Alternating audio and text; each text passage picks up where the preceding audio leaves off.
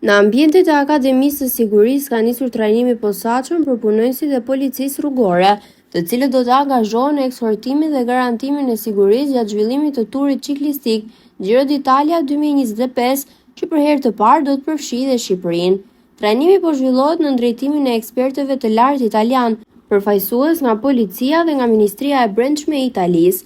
Ndërta ishin të pranishëm drejtuesi i lartë Eugenio Amorosa, këshilltar në Ministrinë e Brendshme të Italisë, dhe drejtoresha Mirella Pontiglia e seksionit të policisë rrugore të Veronës.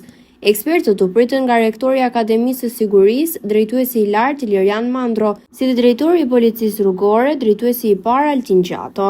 Në fjalën e tij, rektori Mandro i njohu të pranishmit me reforma dhe transformimin e akademisë, duke theksuar angazhimin maksimal të policisë së shtetit për garantimin e sigurisë së këtij eventi të rëndësishëm ndërkombëtar. Nga ana tjetër, drejtori Gjato theksoi se pavarësisht sfidave të shumta, përfshirë mungesën e përvojës në aktivitete të këtij niveli, policia është e vendosur për të përballuar me sukses organizimin dhe sigurinë e këtij eventi.